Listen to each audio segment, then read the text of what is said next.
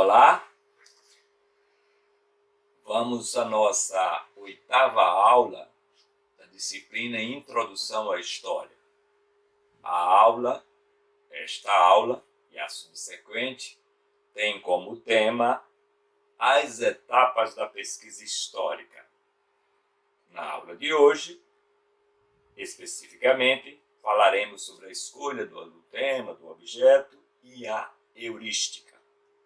O objetivo desta aula é que você, aluno, à distância, ao final dela, seja capaz de elencar e explicar os critérios para a escolha de um objeto de pesquisa histórica, bem como os meios usados para tal, conceituar a heurística, identificar os principais locais onde ela se realiza, identificar os principais instrumentos da heurística.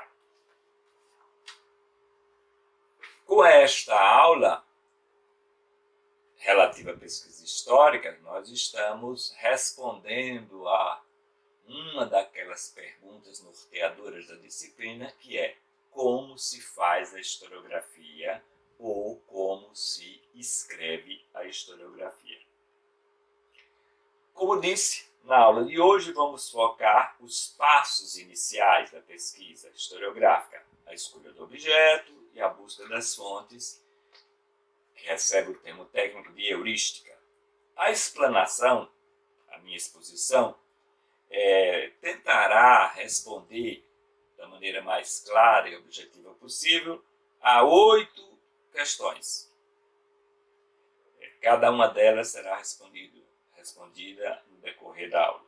A primeira é: que critérios devem orientar a escolha de um objeto? Que tipo de critérios? Segundo, quais são as condições materiais para a escolha de um objeto de pesquisa historiográfica? Terceiro, que meios poderão auxiliar o pesquisador para chegar a um bom objeto de pesquisa? Quarta pergunta: o que é heurística e o que é fonte histórica? Quinta, como as fontes históricas podem ser classificadas? Sexto, onde podemos encontrar as fontes históricas? 7. Que meios podem auxiliar na busca das fontes? E 8º ponto, como ordenar os dados coletados nas fontes?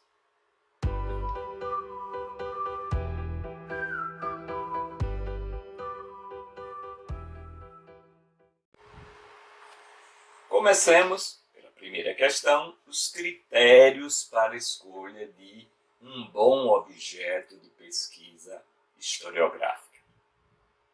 Podemos classificar em 3 blocos: critérios científicos, critérios sociais e critérios pessoais.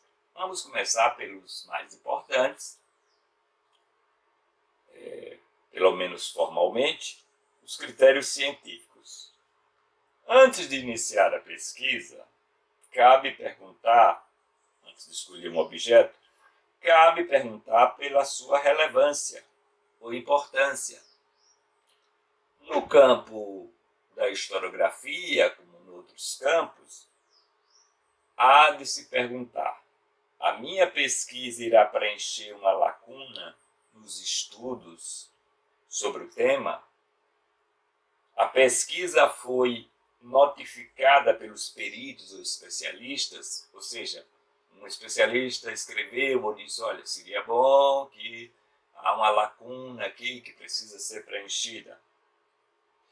Outro critério, outro aspecto desse importância científica: a investigação fará avançar os estudos no campo, inova o setor que está inserido.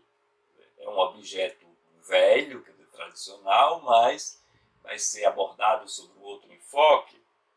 Para responder a estas indagações que eu acabei de enumerar, é indispensável a consulta à literatura, no caso à historiografia existente sobre o tema ou sobre o objeto, e os peritos, os especialistas da área. Em largos traços, esses seriam os chamados critérios científicos, né? Quer dizer, a importância daquela pesquisa dentro da área da historiografia. Outros critérios para a escolha de um bom objeto de pesquisa historiográfica são aspectos sociais. É preciso levar em conta que a historiografia, o saber historiográfico, a ciência historiográfica é produzida para a sociedade, quase sempre é financiada por ela. Então, convém levar em conta algum tipo de utilidade. O que é que se pretende estudar? Nesse sentido, exemplifiquemos, seria relevante,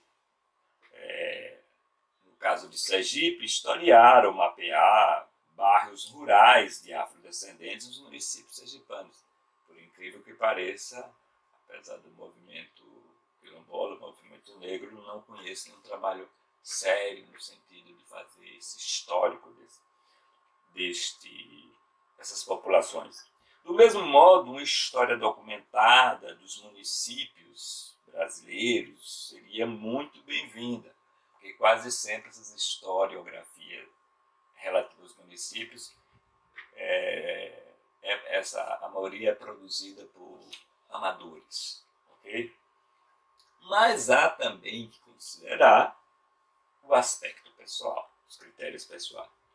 Por quê? Pesquisar é travar, como objeto da pesquisa, uma relação prolongada e, às vezes, intensa. Assim sendo, é conveniente escolher tópicos e objetos com os quais se tenha alguma afinidade. A afinidade aqui não é aprovação, não, é curiosidade. Pesquisar um tema é como casar. Exige alguma afinidade. Não completa, porque não existe casamento com a alma gêmea, né? Embora algumas pessoas busquem isso. O ideal seria estudar objetos pelos quais a gente se apaixona, que mexe conosco, que nos envolve. De fato, o tema ideal é aquele cientificamente relevante, socialmente útil e pessoalmente apaixonante. Isso é o ideal. O real, como se sabe, é sempre mais complexo. De repente, um objeto de pesquisa é determinado pelo orientador ou pela linha de pesquisa da pós-graduação na qual o estudante está enquadrado.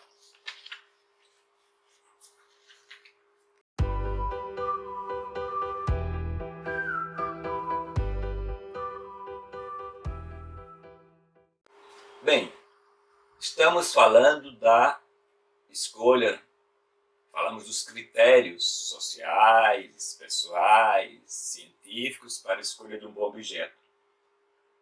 Abordemos agora as condições materiais para a escolha do tema. Que condições garantem ou possibilitam um bom objeto? Vejamos alguns dessas condições. Primeiro, primordial, é o acesso às fontes. Ou seja, a disponibilidade dos dados, as fontes históricas, as evidências. Daqui a pouco vou tentar conceituar ou definir fonte. Não há bom objeto em historiografia sem as necessárias fontes para efetivar a pesquisa. Isso é uma obviedade, isso é um truísmo, mas muitas vezes, na minha experiência de orientador, o aluno pensa um tema, o iniciante pensa um tema, sem procurar saber se há material disponível para responder, pesquisar, obter informações sobre aquele objeto. Repito, a historiografia só é possível com a existência de fontes. Antes de se ir, portanto, por um objeto, o pesquisador deve se perguntar: as fontes sobre esse objeto são acessíveis? Primeiro, as fontes existem. Segundo, são acessíveis. Tenho condições de acessá-las. Em caso negativo, a resposta negativa a essas indagações que eu acabei de fazer, é imperativo abandonar o tema. Uma outra coisa também importante, além do acesso as fontes históricas são chamadas os dados do historiador, com ou sem aspas. Entendeu? Não se faz ciência, uma atividade mental, sem dados. Né? Então, nos nossos, no nosso jargão, os dados recebem o nome de fontes, evidências, testemunhos, etc. etc. Também é importante, né, nas condições materiais de escolha de um bom objeto, o acesso a uma bibliografia de apoio, seja historiográfica, quer dizer, outros estudos sobre o mesmo objeto, seja uma bibliografia teórica para ajudar na interpretação das evidências. Então, primeira, a condição material, o acesso às fontes e à bibliografia. Um outro critério material muito concreto é, o segundo critério material, é a disponibilidade de tempo. Antes de me decidir por um objeto, eu devo considerar o tempo necessário para aquela pesquisa. Que tempo eu disponho para realizar essa pesquisa? Eu sou um pesquisador em tempo integral ou tenho somente alguns dias ou horas para fazer o trabalho? Aqui, a consulta aos mais experientes, aos peritos, é muito útil. Evita iniciar tarefas que não terão condição de findar. Evita frustrações, evita chover no molhado. Vale também considerar, com relação ao fator de disponibilidade de tempo, o tipo de pesquisa, o tipo de síntese histórica que vai ser produzida a partir dessa pesquisa. Uma monografia, uma tese, uma dissertação, um artigo, um relatório. Cada um desses tipos demanda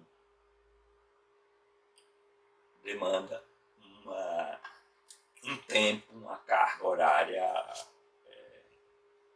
específica. É importante também ver, não almejar objetos que demandaria muito tempo, mas você não tem tempo. Né? Isso é muito comum nos doutorados e nos mestrados. Né? O mestrado 2 anos, doutorado 4 anos, mas faz as disciplinas, então tem que calcular bem. Porque a tentação do iniciante é querer abarcar o mundo com as pernas, ou pegar objetos assim, geograficamente ou temporalmente longos, ou coisas muito complexas. Um terceiro critério material para a escolha de um bom objeto de pesquisa historiográfica é a competência pessoal para a manipulação das fontes. Um ditado popular diz que quem não pode com a mandinga não carrega patuá. Isto vale também para o fazer historiográfico. O iniciante deve, e é para eles que eu estou falando, deve se limitar a investigar temas menos complexos. Via de regra, a audácia do neófito, quer dizer, do aprendiz, resulta em fiasco. Não se deve realizar tarefas superiores às forças ou às possibilidades ou ao estágio de formação que a pessoa está. A competência, e que competência é essa que eu estou falando? Estou falando de competências relativas às tarefas práticas, né, e cognitivas. Exemplo, eu sou capaz de ler documentos daquela época. Digamos que eu estudo Idade Média. Os documentos, em sua maioria, quase absoluta, estão em latim. Você sabe latim medieval? Sou capaz de interpretar aquele testemunho ou evidência? Digamos que eu resolva trabalhar como pintura, como fonte histórica. Eu manjo de pintura suficiente. Né? Sou capaz de efetivar aquela operação cognitiva que eu me proponho? São indagações fundamentais. Operações cognitivas falando interpretação, comparação, análise, modelização. Estas indagações relativas à competência pessoal são fundamentais. Antes de iniciar a pesquisa, é preciso responder a elas.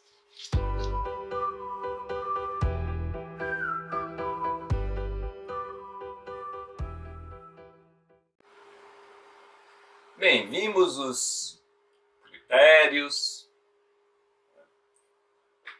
Vamos agora a um outro aspecto. Como chegar? Que meios eu posso utilizar para chegar a um bom objeto? Muitas vezes o iniciante tem uma ideia vaga, né? Uma época, um aspecto. Vejamos alguns meios que podem oferecer bons temas ou bons objetos. A bibliografia sobre o tema, a historiografia. Em historiografia, como qualquer outro campo, o contato com a literatura atinente é incontornável. Eu preciso saber o que já foi feito, conhecer a tradição sobre o assunto ou sobre o objeto. É a chamada revisão de literatura, possui 1001 utilidades. Uma delas é exatamente oferecer novos temas para a pesquisa. Considerando o que já foi feito, eu identifico lacunas, eu imagino novos objetos. Não dá para ser historiador ou cientista sem levar em conta o que já foi feito sobre o seu tema ou campo. A historiografia é dialógica, intertextual, demanda remissão ao já feito, a fortuna crítica do assunto ou objeto. Então, lendo outros historiadores que estudaram o meu objeto, um objeto similar, ou próximo, ou contíguo, eu identifico um objeto que pode ser investigado. Mas há ainda outros caminhos, outros meios para se chegar a um bom objeto. São os peritos na matéria, o assunto. Quer dizer, os pesquisadores sêniores. A consulta aos peritos, os mais experientes na matéria, os especialistas. A consulta a eles pode render bons objetos e evitar, por outro lado, tópicos infecundos. De modo geral, o perito, o especialista, gosta de contribuir, uma forma de, no ritual da academia, na microsociologia da academia, de ser reconhecido.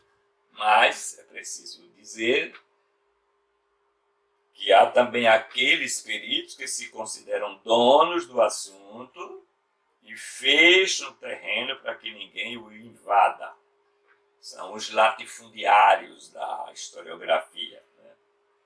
Não vou citar nomes, mas nós temos também, aqui em Sergipe, por exemplo, nós temos alguns exemplos disso. Não entre nesse campo que é de propriedade de fulano. Ora, um tema historiográfico, um tema científico, é todo mundo, entendeu? Vá lá e faça melhor, faça sobre outra ótica, entendeu? Seja como for, um perito generoso é sempre benéfico ao pesquisador iniciante. Ao final do trabalho, nos agradecimentos, ele não pode ser esquecido. Em ciência, como na vida, a ingratidão é um feíssimo pecado. O que remete também, usei a linguagem religiosa, remete também a caráter, a honestidade científica, a honestidade intelectual. Um outro meio para se chegar a um bom objeto de investigação, bom no sentido de viável, de útil, de apaixonante, são as fontes primárias editadas. A reunião de fontes. Estou falando aqui, sobretudo, das fontes textuais. É muito proveitoso travar contato com a matéria-prima das pesquisas, fontes históricas. Então, há coleções de fontes sobre isso, sobre aquilo. Um exemplo, um pesquisador da história, sobretudo política do Brasil, não poderia deixar de consultar uma coleção em 10 volumes do chamado textos ou documentos para a história do Brasil, não lembro agora exatamente o nome, em boa hora editado pelo Senado brasileiro. Lastimavelmente, eu tenho observado que muitos dos nossos pesquisadores, a documentação cobre da colônia até os dias atuais, mas eu observo que tanto os professores e os pesquisadores, apesar dessa matéria-prima já reunida, né, que poderia... Então, é importante conhecer as coleções de fontes editadas. Sobre a escravidão, há também muita documentação. Né? É preciso conhecer essas coleções.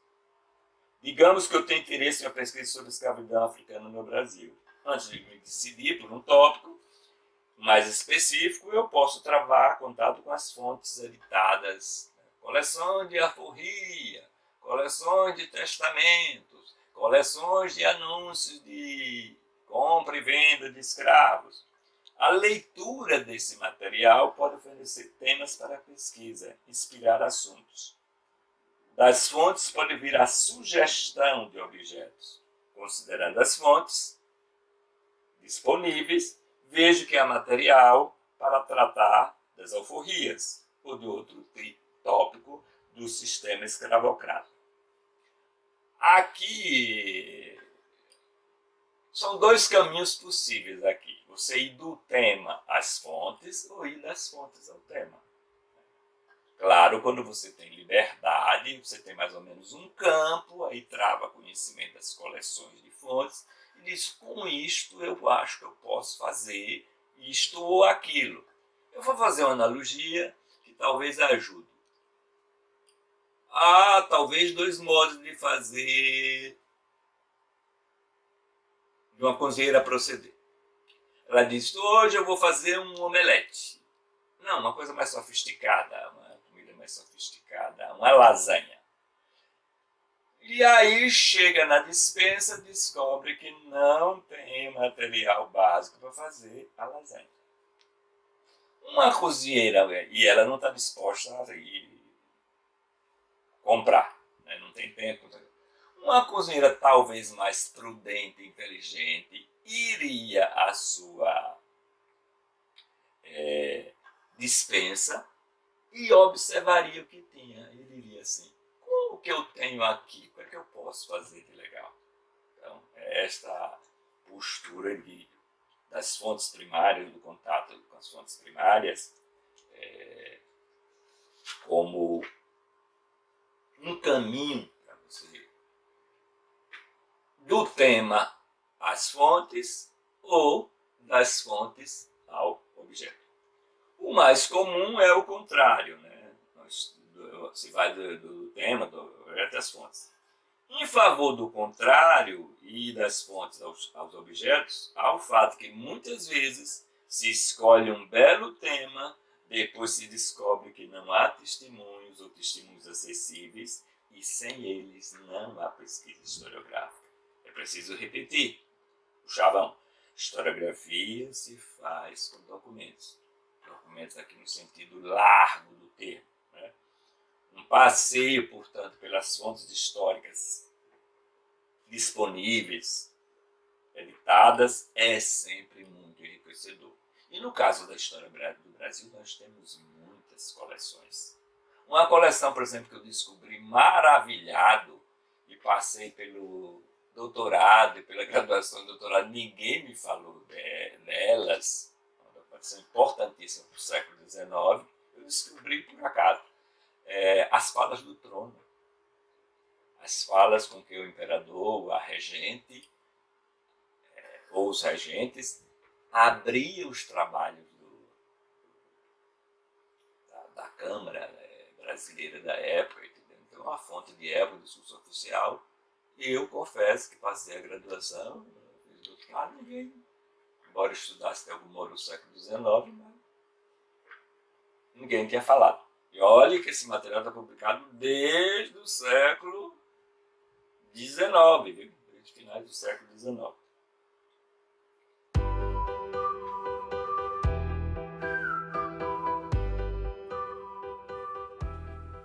Bem, prossigamos.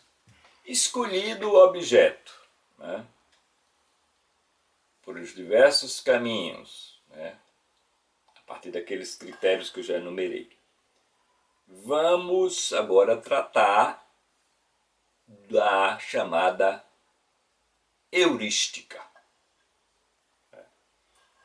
Heurística é, de maneira direta, a caça às fontes, aos testemunhos.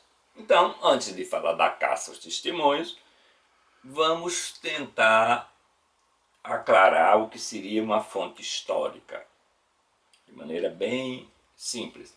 Fonte histórica é tudo aquilo que ficou de uma época e que pode ser acessado ou usado pelo historiador para reconstituí-la. É isso. Um traço essencial de uma fonte histórica é a sua tangibilidade ou materialidade. A fonte é uma coisa tangível, não é uma ideia abstrata. Abstrato pode ser o tema que se extrai dela. Isso é muito importante, entende? As fontes são coisas, né? Eu vou trabalhar com memórias, mas essas memórias vão ser coisificadas como gravação ou como transcrição, né? Então, tem esse caráter empírico, digamos assim. E a heurística? Voltemos um pouco à definição. Tudo aquilo. Então, obviamente que nós estamos falando que não são apenas os documentos escritos, né? Um retrato, uma pintura, um vestuário, uma ruína arquitetônica, tudo aquilo que ficou do passado e que pode ser acessado pelo historiador e para deste material extrair alguma informação sobre a época, é fonte histórica.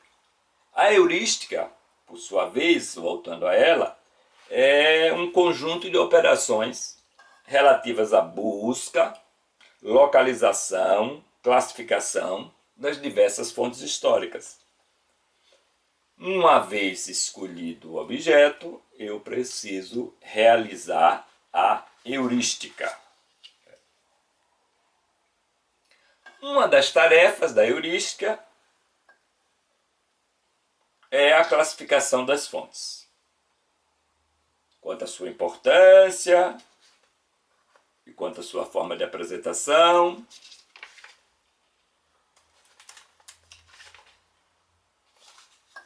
Vejamos primeiro a importância.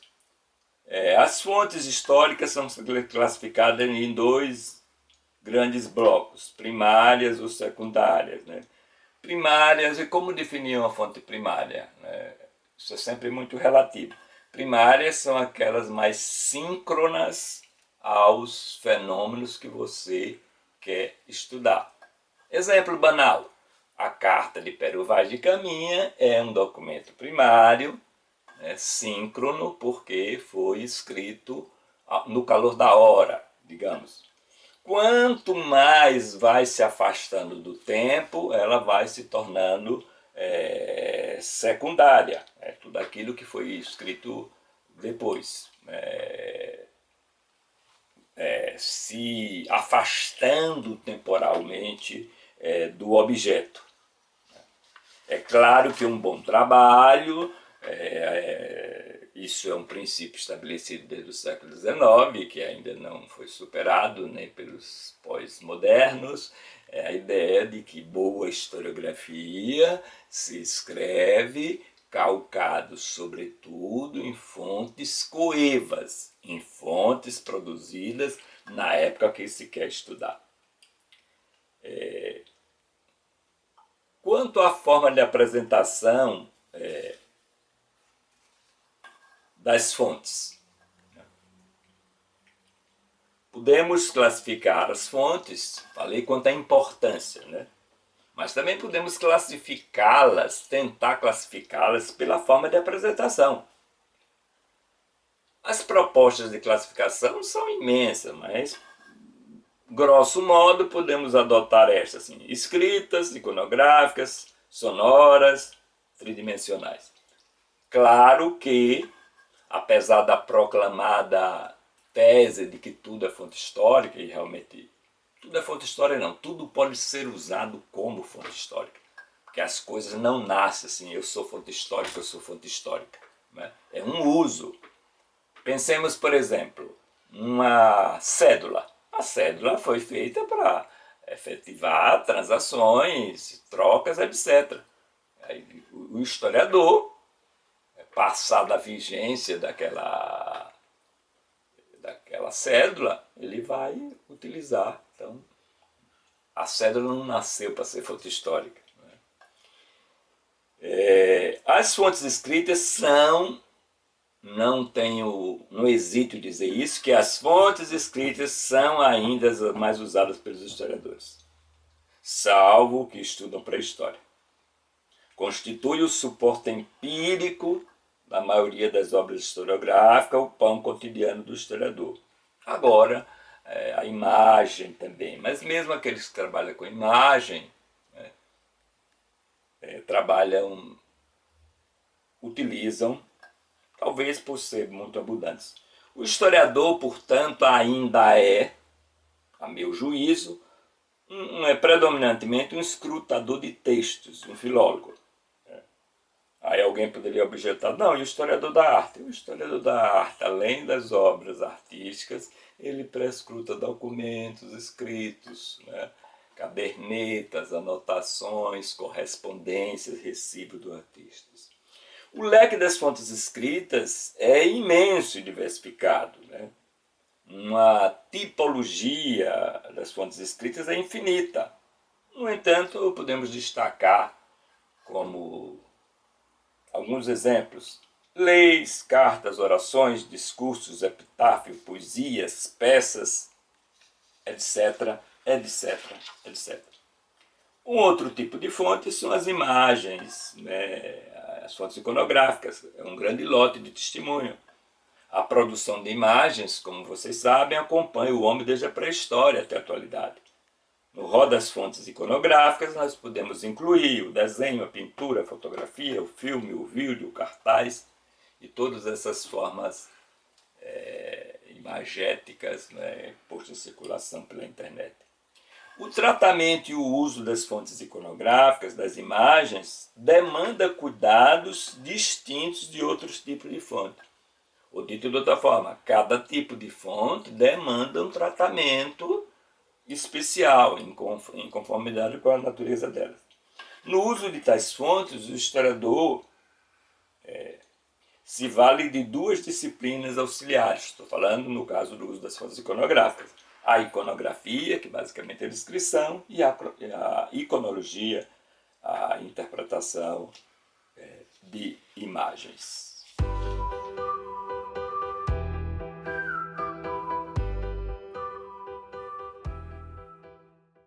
Falamos de fontes, na sua diversidade, seus diversos tipos, falando da importância delas, os tipos. Agora vem uma outra pergunta importante, a sexta pergunta, lembram? Onde estão as fontes históricas? Onde encontrar as fontes históricas?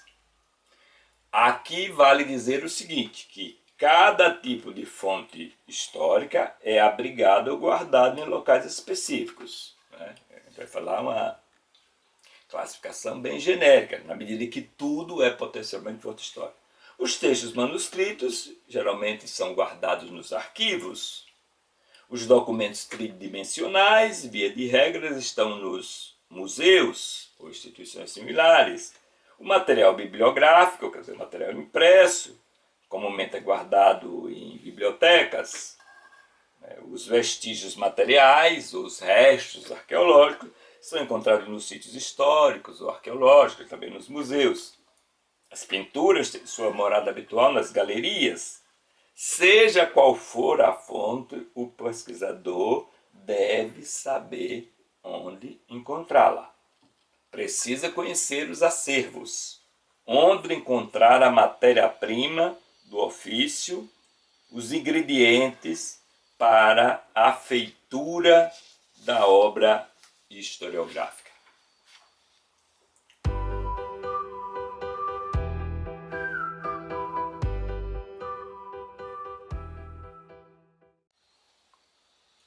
Como vimos, as fontes são diversas, multifacetadas e estão em todos os lugares. Enumerei alguns locais mais usuais. Mas para encontrar as fontes, há alguns instrumentos, o que pode auxiliar, o que auxilia o pesquisador de história na caçada, na busca das fontes históricas. Consideremos o seguinte: na produção do saber histórico, repitamos, encontrar as fontes é tarefa fundamental. É preciso, em primeiro lugar, que elas existam, mas é também preciso encontrá-las. Porque há fontes que existem, mas que não foram encontradas. Às vezes há notícia da existência de uma fonte, mas não se sabe onde ela está. No caso da historiografia sergipana, há uma famosa carta de Filipe II, da Espanha, autorizando a guerra justa, segundo os termos da época, contra os índios de Sergipe em fim do século XVI. Onde estaria o documento? Até hoje não foi focalizado. É possível que durma em algum arquivo da Espanha. Vamos esperar que as novas gerações, quem sabe escavando os manuscritos digitalizados dos arquivos europeus, encontrem esse documento basilar. O trabalho de encontrar fontes é facilitado por um conjunto de instrumentos técnicos, que almas generosas fazem, feito por arquivistas, bibliotecários, bioindexadores. São os verdadeiros mapas da mina das fontes históricas. O pesquisador precisa conhecê-los e carece tê-los à mão. São as bússolas da pesquisa histórica. Os tipos são diversos: guias, inventários, catálogos, repertórios, entendeu? Então, o pesquisador de cada campo. Voltando ao escravismo, no ano de 1988, centenário da chamada abolição, o governo federal, a partir, acho que, do Arquivo Nacional, financiou uma grande pesquisa nacional do inventário de documentos relativos aos escravos, aos escravizados, como se diz hoje, no Brasil todo, inclusive na parte relativa a Sergipe. Então, se eu vou estudar a escravidão, eu preciso conhecer esse repertório, esse mapa, para se guiar, na busca dos testemunhos. Esse é apenas um exemplo. Se eu quero estudar índios em Sergipe no século XIX, eu preciso conhecer os repertórios, os inventários feitos pela professora Beatriz Góes Dantas, elencando todos os documentos manuscritos, entendeu? Isso facilita enormemente o trabalho, porque senão vira um trabalho de procura de agulha no palheiro. Esses instrumentos de trabalho facilitam, são localizadores de documentos e facilitam enormemente o trabalho da pesquisa.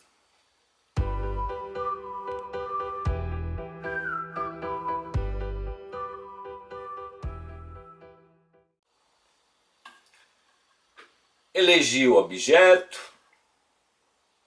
socialmente relevante, cientificamente relevante, pessoalmente apaixonante. Encontrei as fontes. Agora, extrair das fontes as informações que necessito. Chega a hora, portanto, de extrair os dados necessários à pesquisa. É a chamada coleta de dados, dados de informações. A experiência secular responde que devemos utilizar as fichas, sejam digitais ou seja em papel. As folhas avulsas se impõem pela sua plasticidade e funcionalidade. Facilita o uso futuro. O fichamento pode ser literal, parafrásico, ou misto, né? Você pode copiar aquele trecho do documento, pode fazer um resumo, né? Em qualquer caso, é fundamental referenciar o documento, isso é, dar o endereço da origem daquele documento que você está transcrevendo literalmente, parafraseando ou fazendo a mistura. Quer dizer, oferecer o endereço, a procedência dos dados colhidos. No caso do manuscrito, é usual indicar o título do documento, o nome do arquivo e o seu localizador no acervo, que recebe o nome de cota. Pois bem, isso diz respeito a onde pôr as informações, né? Claro que hoje em dia o computador, mas você pode pensar o computador, o Word, coisa como um fichário, só que mais maleável, mais... Bem, como ordenar outro aspecto da coisa? Como ordenar esse material? Essas minhas fichas, em papel ou digitais? Há basicamente três modos, né? Por assunto ou subtópico, pela ordem cronológica, pela ordem geográfica e um ordenamento nominal. Vamos a um exemplo. Numa pesquisa sobre escravidão, eu posso dividir o meu material fichado em compra, venda, alforria, revoltas. Né? Também é possível dispor esse mesmo material em sequência cronológica. Escravidão, digamos que eu tenho um projeto de pesquisa para uma vida, né? A escravidão em Sergipe, desde a colônia até o final. Então, escravidão no século XVIII, escravidão no século XIX. Né? E ainda é possível classificar o material coletado, as fichas, pelo critério espacial e geográfico. Né? A escravidão em Estância, Lagarto, Itabaiana. E também, a depender do material encontrado, porque isso vai variar enormemente dependendo do objeto, eu posso dispor as fichas pelo nome dos personagens envolvidos, né? O chamado ordenamento onomástico ou nominal. Claro que os modos de ordenar vão variar enormemente. O temático, o cronológico, o geográfico e o nominal são apenas alguns modos de ordenar esse material. Agora, friso que esse bom ordenamento é muito importante no momento que vai se escrever a chamada síntese histórica.